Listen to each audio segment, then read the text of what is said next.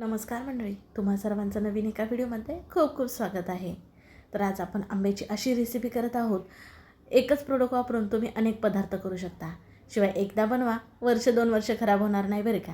चला मग ही नेमकी रेसिपी कुठली आहे, वेळ न करता आजच्या व्हिडिओला सुरुवात करूया बरं का. तर आता सध्या बघा आंब्याचा भरपूर असा सीझन आहे. मार्केटमध्ये भरपूर असे आंबे आलेत, अगदी स्वस्तसुद्धा झालेत बघा. मग आंब्यापासून ही रेसिपी एकदा आवर्जूनच बनवा बरं का. त्याच्यासाठी इथे घेतले 2 आंबे, स्वच्छ धुवून घेतले. देठाकडचा भाग जो असतो ना आंब्याचा तो काढून घेतला आहे. आता आंब्याच्या वरचे सालं काढून घेऊयात आपण. आणि आंब्याचा जो गर आहे, गाभा आहे ना, तेवढा आपल्याला काढून घ्यायचा आहे बरं का.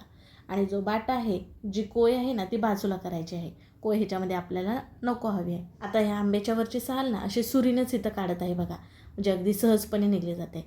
आणि सुरीनेच आपल्याला ना हा गर काढून घ्यायचा आहे पूर्णपणे. तर पहिल्यांदा दोन्ही आंब्याच्या वरचे सालं काढून घेते आणि मग नंतर गर काढून घेणार आहे बरं का. आंबा इथं ना तुम्हाला हापूस आंबा घ्यायचा आहे, म्हणजे तो गोडीला जास्त असतो आणि हापूस आंब्याला ना रंग छान असतो, म्हणजे अगदी केशरी केशरी. तुम्हाला ना कुठलाही रंग वापरण्याची मग गरज पडत नाही पुढे.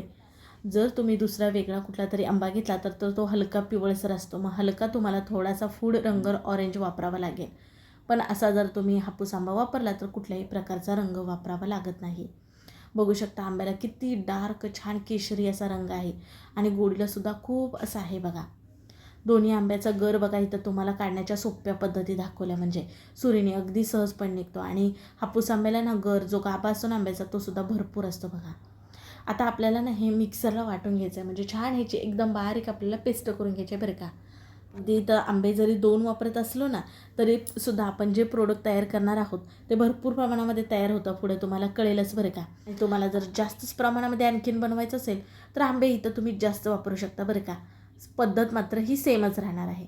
बघा पाणी दूध बिलकुलसुद्धा मिक्सरला वाटत असताना घालायचं नाही.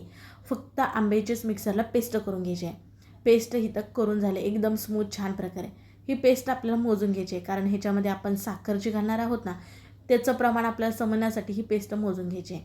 तर इथं बघा ही वाटी घेतली ना त्याने बरोबर 1 वाटी भरून इतका हा आंब्याचा गर झाला. शिवाय इथं थोडंसं साधारण 1 पाव वाटीला पण कमी इतका अजून आंब्याचा गर उरला आहे बघा, तो तसाच मी ह्याच्यामध्ये घातला. आता ह्या एका भांड्यामध्ये इथं आंब्याचा गर काढून घेतला, त्याच्यामध्ये घालायची आपल्याला साखर. तर सुरुवातीला बघा 1 वाटी इतकी साखर घालून ह्याच्यामध्ये मिसळून घेतली. आणखीन थोडीशीच आपण साखर घालूयात बरं का, म्हणजे गोडाचं प्रमाण ना बरोबर होतं. नंतर पुढे आपण एका प्रोडक्टपासून अनेक प्रोडक्ट करत असताना कुठल्याही प्रकारची साखर वापरावी लागत नाही, म्हणून आता इथं साखर घातली, म्हणजे गोडाचं प्रमाण अगदी बरोबर होतं. आता इथं आपल्याला साखर ही का नाही ह्या आंब्याच्या पेस्टमध्ये किंवा प्युरीमध्ये जरासुद्धा आपल्याला विरघळून घ्यायची नाही, फक्त मिसळून घ्यायची आहे.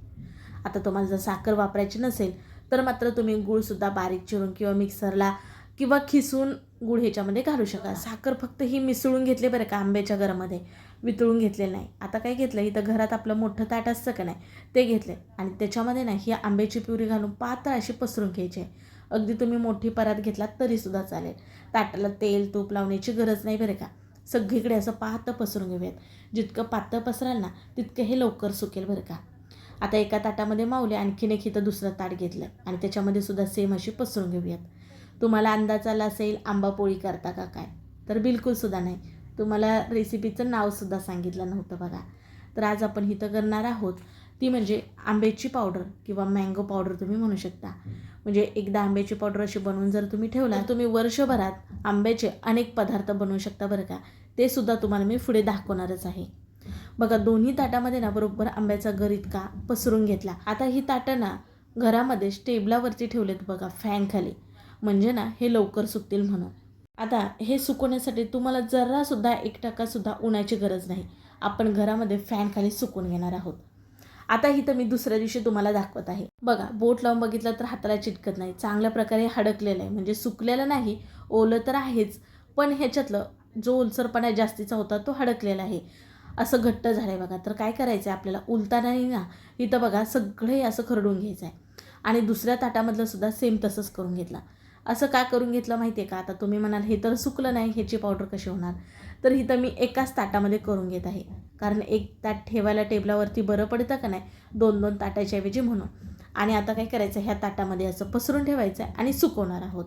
घरामध्ये जरासुद्धा उन्हामध्ये ठेवायचं नाही, नाहीतर उन्हाच्या उष्णतेमुळे हे साखर वितळून पातळ होईल बघा. म्हणून त्याच्यामध्ये साखर असल्यामुळे प्रिझर्वेटिव्हचं काम करतं बरं का. शिवाय साखर असल्यामुळे ना क्रिस्टलसुद्धा ह्याचे चांगल्या प्रकारे होतात बरं का. आता हे सुकण्यासाठी जवळजवळ बरोबर 7 ते 8 दिवस लागतात. आता इथं ना मी तुम्हाला 8व्या दिवशी दाखवत आहे बघा. अगदी चांगल्या प्रकारे हे सुकलेत, हडकलेत बघा. तुमच्याकडे जसं वातावरण असेल हे लवकरसुद्धा अगदी 5 ते 6 दिवसामध्ये चांगल्या प्रकारे सुकलं जाईल बघा. फक्त ना रोज ह्याला खालीवर करत हलवत राहायचं आहे बरं का, म्हणजे सगळीकडनं चांगल्या प्रकारे हे सुकलं जातं.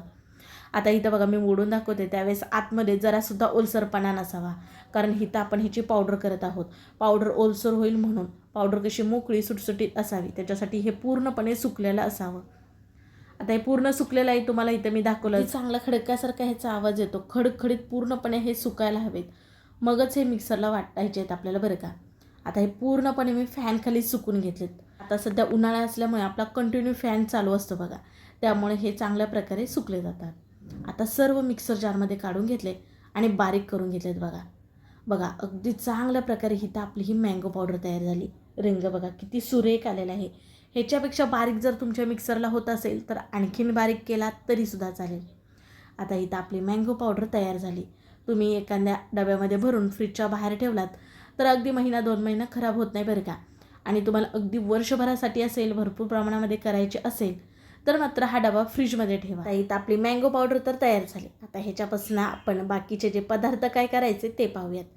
आता ह्या पावडरपासून तुम्ही झटपट असं सरबत करू शकता. तर इथं ग्लास घेतला आहे, बर्फाचे क्यूब घेतले आणि इथं मी सब्जा अगोदरच भिजत घातला होता. तर भिजवलेला सब्जा घातला आहे, थंडगार पाणी घातलं आणि 1 चमचा मँगो पावडर घातली. तुमचा इथं तयार झाला मँगो सरबत. अगदी बघून बघा, तुम्हाला समजत असेल. रंग बघा किती सुरेख आलेला आहे. हे बघा, आपण ना ह्याच्यामध्ये कुठला कलर वापरलेला आहे. एकदम मस्त तुम्ही असं मँगो सरबत करू शकता.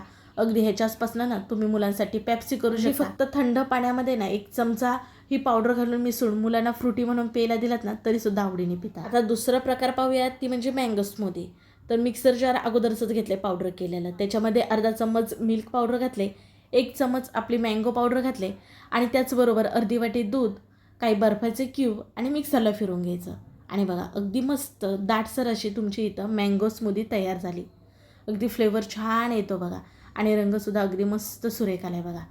आता ज्यावेळेस पावडर केली ना त्यावेळेसच तुम्ही तिथं दूध पावडर त्याच्यामध्ये घालू शकता. पण मात्र बाकीचे पदार्थ करता येत नाही, जसं की पेप्सी बोललो आपण, फ्रुटी बोललो म्हणून. पण ज्यावेळेस स्मूदी करायचे त्यावेळेसच तुम्ही दूध पावडर तिथे घालू शकता, म्हणजे दाटसरपणा येतो. आता तिसरा पदार्थ पाहूयात, ती म्हणजे मँगो लस्सी. त्याच्यासाठी इथं बघा घरी लावलेलं मी घट्ट दही घेतलेलं आहे. आता त्याच्यामध्ये ना काही बर्फाचे क्यूब्स घातले, 3 इतकेच घातलेत क्यूब बरं का, म्हणजे छान थंड लस्सी होईल. त्याचबरोबर 1.5 चमच इतकी ह्याच्यामध्ये ना मँगो पावडर घातले आणि चांगल्या प्रकारे फेटून घेतले. अगदी मिक्सरला फिरून घेऊ शकता किंवा रवी असेल तर रवीने घोटून घेऊ शकता. तुम्हाला जर लस्सी ते आंबट वाटत असेल तर थोडीशी साखर घालू शकता.